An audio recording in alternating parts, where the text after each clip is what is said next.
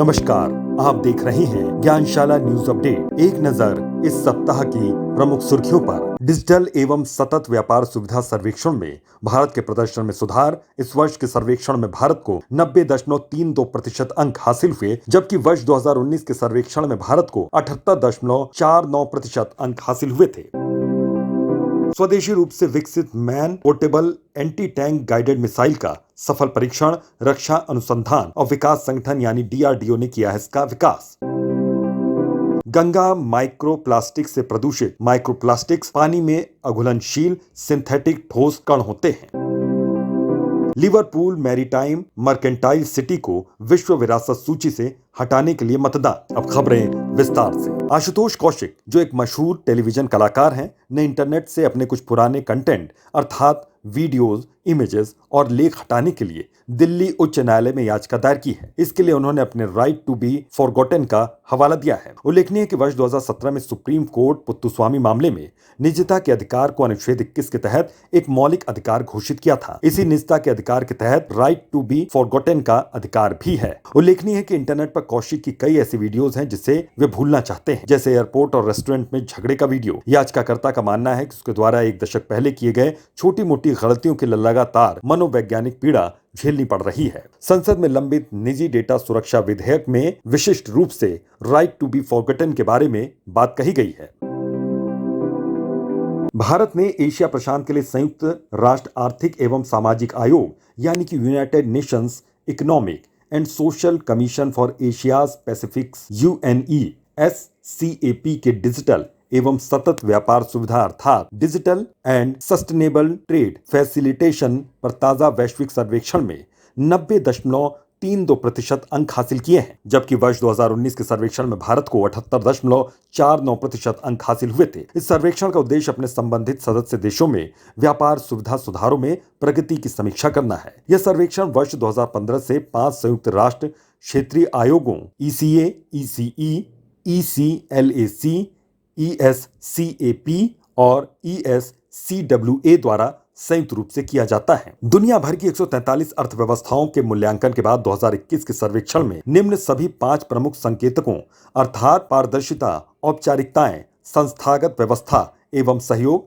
कागज रहित व्यापार, सीमा पार कागज रहित व्यापार में भारत के स्कोर में महत्वपूर्ण सुधार हुआ है। दक्षिण एवं दक्षिण पश्चिम एशिया क्षेत्र 63.12% और एशिया प्रशांत क्षेत्र 65.85% की तुलना में भारत सबसे अच्छा प्रदर्शन करने वाला देश है। भारत का समग्र स्कोर भी France, Britain, Canada, Norway, Finland आदि कई आर्थिक सहयोग और विकास संगठन अर्थात OECD देशों के मुकाबले अधिक है और भारत का स्कोर यूरोपीय संघ के औसत स्कोर से अधिक है। उल्लेखनीय है कि डिजिटल एवं सतत व्यापार सुविधा पर वैश्विक सर्वेक्षण हर 2 साल में UNESCAP द्वारा आयोजित किया जाता है। वर्ष 2021 के सर्वेक्षण में विश्व व्यापार संगठन के व्यापार सुविधा समझौते में शामिल 58 व्यापार सुविधा उपायों का आकलन भी शामिल किया गया है।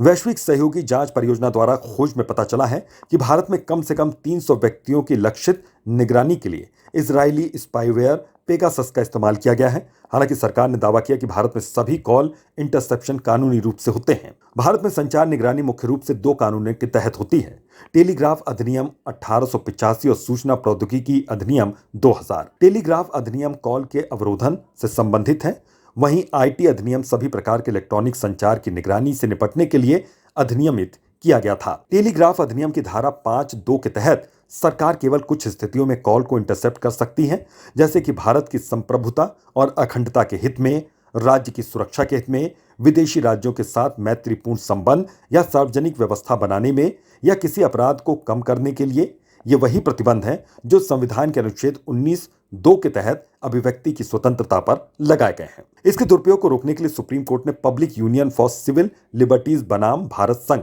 1996 वाद में कॉल इंटरसेप्शन से संबंधित दिशा निर्देश दिया था। इन दिशा निर्देशों के आधार पर सरकार ने 2 नियमों को तैयार किया था।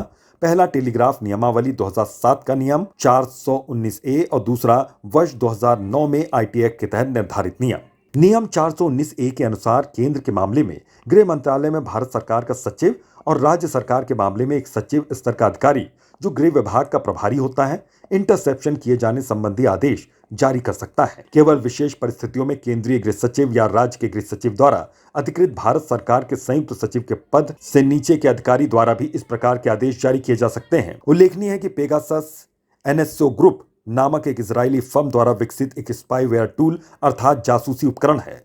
यह स्पाईवेयर लोगों के फोन के माध्यम से उनकी जासूसी करता है। पेगासस टारगेटेड व्यक्ति के फोन पर एक एक्सप्लॉइट लिंक भेजता है और यदि टारगेटेड व्यक्ति उस लिंक पर क्लिक करता है तो उसके फोन पर मैलवेयर या जासूसी करने में सक्षम कोड इंस्टॉल हो जाता है। एक बार पेगासस इंस्टॉल हो जाने पर हमलावर के पास टारगेटेड व्यक्ति के उपयोगकर्ता के फोन पर नियंत्रण और पहुंच हो जाती है। टैपिंग किसी व्यक्ति की निजता का गंभीर अतिक्रमण है, इसलिए मौजूदा कानूनों में चिन्हित कमियों को दूर करने हेतु एक व्यापक कानून की आवश्यकता है, जिसमें अनुमति दिए जाने का आधार, इंटरसेप्शन का प्रकार, ग्रैन्युलैरिटी जिसे इंटरसेप्ट किया जा सकता है, सेवा प्रदाताओं द्वारा सहायता की सीमा और इंटरसेप्टेड सामग्री को नष्ट करना और संरक्षित करने के संबंधित मुद्दे शामिल हैं।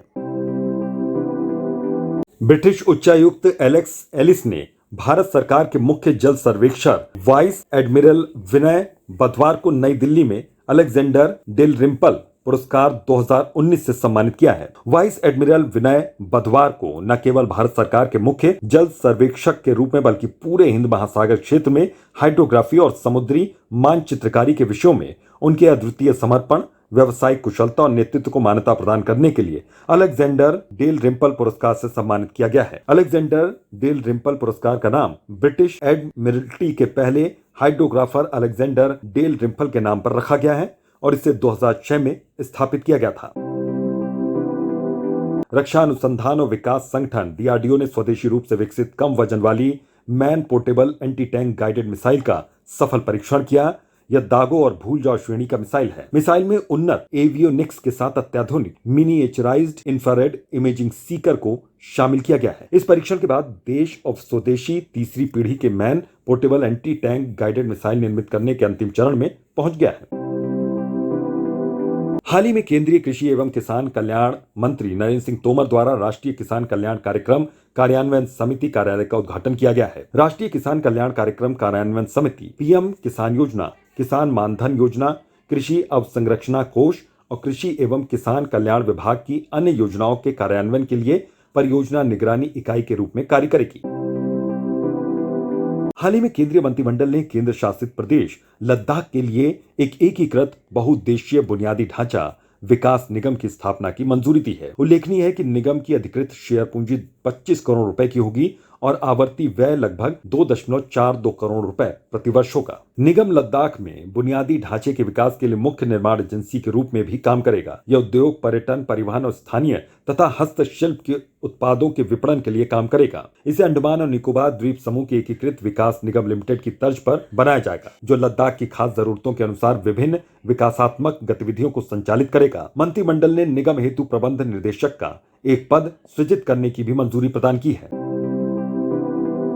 पर्यावरण से संबंधित गैर सरकारी संगठन टॉक्सिक्स लिंक के एक अध्ययन में गंगा में माइक्रोप्लास्टिक प्रदूषण का पता चला है। यह अध्ययन हरिद्वार, कानपुर और वाराणसी में पानी के नमूनों के विश्लेषण पर आधारित था। बताते चले कि टॉक्सिक्स लिंक इस दिल्ली में स्थित है। उल्लेखनीय है कि माइक्रोप्लास्टिक्स को पानी में अघुलनशील सिंथेटिक ठोस कणों के रूप में परिभाषित किया जाता है, जिनका आकार 1 माइक्रोमीटर से 5 मिलीमीटर तक होता है। माइक्रोप्लास्टिक्स प्रदूषण के कई कारण हैं, जैसे नदी किनारे बसे कई शहरों से अनुपचारित सीवेज का नदी की धारा में प्रवाहित किया जाना, गैर अपघटनीय प्लास्टिक में लिपटे धार्मिक प्रसाद का नदी में विसर्जन, नदी में छोड़े गए या फेंके गए प्लास्टिक उत्पाद और अपशिष्ट पदार्थ जो विखंडित होकर अंततः माइक्रो पार्टिकल्स के रूप में विभक्त हो जाते हैं। इस अध्ययन में माइक्रोप्लास्टिक की उच्चतम सांद्रता वाराणसी में पाई गई, जिसमें एकल उपयोग वाले प्लास्टिक और द्वितीयक प्लास्टिक उत्पाद शामिल थे।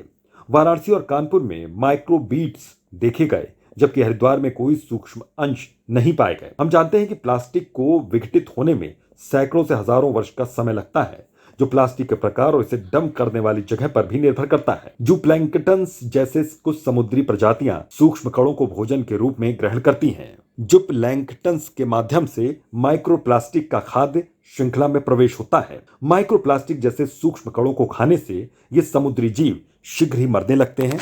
जब समुद्री प्लास्टिक प्रदूषण खाद्य श्रृंखला में पहुंच जाता है तो ये मनुष्यों के लिए भी हानिकारक हो जाता है। केवल जूप्लैंक्टन्स ही नहीं बल्कि व्हेल, समुद्री पक्षी और कछुए जैसे समुद्री जानवर भी अनजाने में प्लास्टिक को निगल जाते हैं, जिसके चलते उनकी दम घुटने से मौत हो जाती है। हाल ही में सीमा सड़क के महानिदेशक डीजीबीआर लेफ्टिनेंट जनरल राजीव चौधरी द्वारा नई दिल्ली से वीडियो कॉन्फ्रेंसिंग के जरिए निर्माणाधीन सेला सुरंग के स्केप ट्यूब का अंतिम विस्फोट किया गया। उल्लेखनीय है कि प्रधानमंत्री नरेंद्र मोदी ने फरवरी 2019 में सेला सुरंग की आधारशिला रखी थी। इसके माध्यम से बालीपारा, चारद्वार, तवांग रोड के माध्यम से तवांग, अरुणाचल प्रदेश को हर मौसम में कनेक्टिविटी मिलेगी। बताते चलें कि सेला सुरंग न्यू ऑस्ट्रियन टनलिंग मेथड से निर्मित 13,000 फीट से अधिक ऊंचाई पर दुनिया की सबसे लंबी बाई लेन सड़क सुरंग होगी। मेघालय कैबिनेट द्वारा मेघालय युवा नीति 2021 को मंजूरी प्रदान की गई है।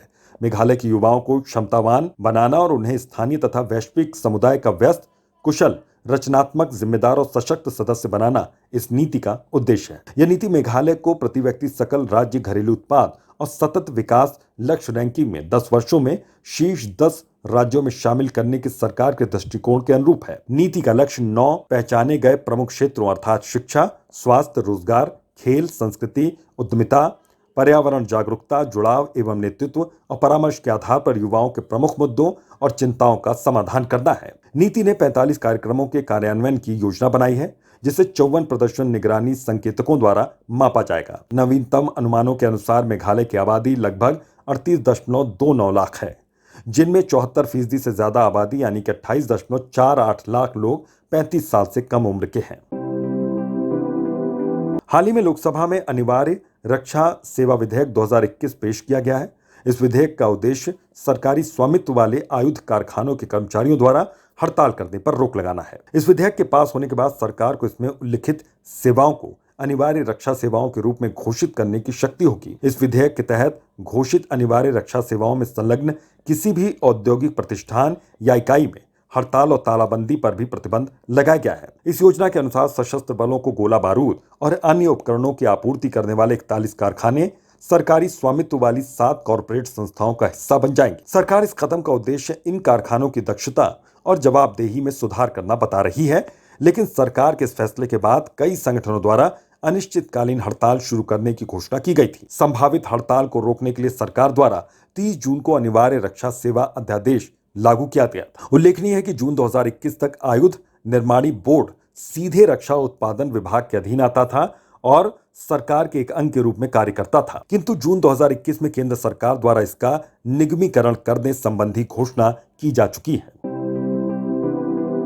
रक्षा अनुसंधान एवं विकास संगठन डीआरडीओ ने ओडिशा तट के करीब एकीकृत परीक्षण रेंज आईटीआर से सतह से हवा में मार करने वाली नई पीढ़ी की आकाश मिसाइल आकाश एनजी का सफलतापूर्वक परीक्षण किया। इस मिसाइल प्रणाली को रक्षा अनुसंधान एवं विकास प्रयोगशाला हैदराबाद द्वारा विकसित किया गया है। उल्लेखनीय है कि सरकार ने आकाश एनजी विकसित करने के लिए सितंबर 2016 में मंजूरी दी थी। इस मिसाइल प्रणाली से भारत के हवाई खतरों को बेअसर करने के लिए उच्च स्तरीय गतिशीलता और भारतीय वायुसेना की हवाई सुरक्षा क्षमताओं को बढ़ावा मिलेगा। ग्वालियर और ओरछा शहरों को यूनेस्को द्वारा ऐतिहासिक शहरी परिदृश्य परियोजना अर्थात हिस्टोरिक अर्बन लैंडस्केप प्रोजेक्ट के तहत चुना गया है। मध्य प्रदेश के मुख्यमंत्री शिवराज सिंह चौहान ने राज्य के ग्वालियर और ओरछा शहरों के लिए इस परियोजना का शुभारंभ किया। ऐतिहासिक शहरी परिदृश्य परियोजना वर्ष 2011 में संस्कृति और विरासत को संरक्षित करते हुए तेजी से बढ़ते ऐतिहासिक शहरों के समावेशी और सुनियोजित विकास के लिए शुरू किया गया था। भारत में अजमेर और वाराणसी समेत दक्षिण एशिया के 6 शहर पहले से ही इस परियोजना में शामिल हैं।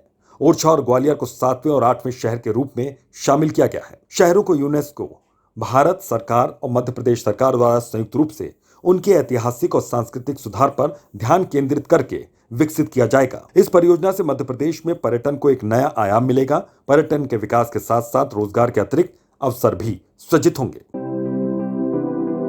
रक्षा अनुसंधान एवं विकास संगठन डीआरडीओ ने वैमानिकी उपयोग के जटिल कलपुर्जे बनाने के लिए उच्च क्षमता का स्वदेशी बीटा टाइटेनियम मिश्र धातु विकसित किया है। इस मिश्र धातु को एयरोस्पेस संरक्षणात्मक फोर्जिंग में अनुप्रयोगों के लिए विकसित किया गया है। हैदराबाद स्थित डीआरडीओ की रक्षा धातुकर्म अनुसंधान प्रयोगशाला द्वारा विकसित ये वेनेडियम आयरन और एल्युमिनियम युक्त बीटा टाइटेनियम मिश्र धातु है। बीटा टाइटेनियम मिश्र धातु अपनी उच्च क्षमता, लचीलापन और भंजन कठोरता के कारण अद्वितीय है, जो उसे विमान संरचनात्मक अनुप्रयोगों के लिए इसे फायदेमंद बनाते हैं। हाल के दिनों में इन मिश्र धातुओं का उपयोग कई विकसित देशों द्वारा अपेक्षाकृत भारी पारंपरिक NICR मो संरचनात्मक स्टील्स के लाभकारी और कम वजन वाले विकल्प के रूप में किया जा रहा है। टाइटेनियम मिश्र धातु, एल्युमिनियम मिश्र धातु, तांबे की मिश्र धातु, स्टेनलेस स्टील, सुपर अलॉय जैसे मिश्र धातुओं का प्रयोग एरोस्पेस उद्योग में बहुत लोकप्रिय है।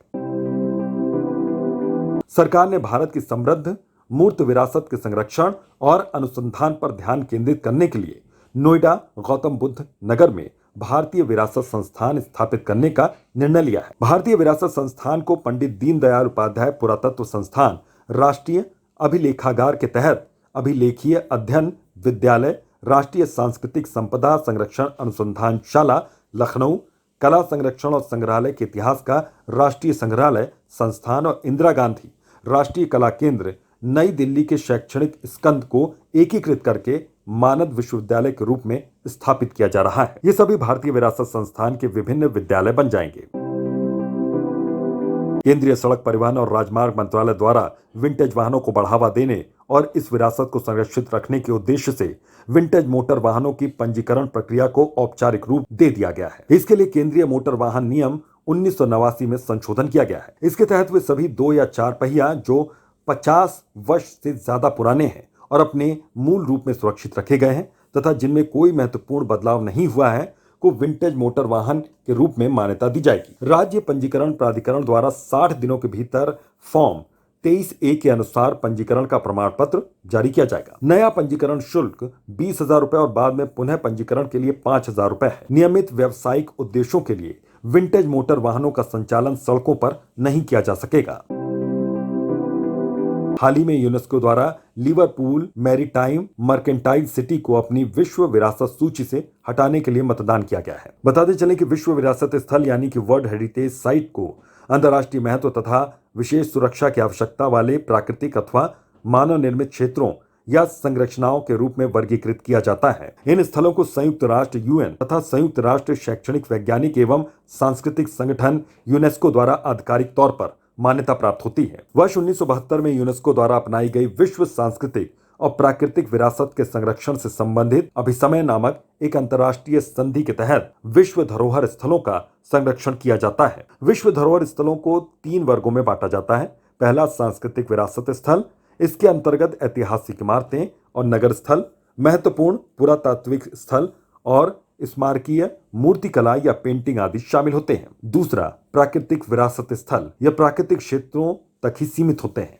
और तीसरा मिश्रित विरासत स्थल, इसके अंतर्गत शामिल धरोहर स्थलों में प्राकृतिक और सांस्कृतिक महत्व दोनों के तत्व होते हैं।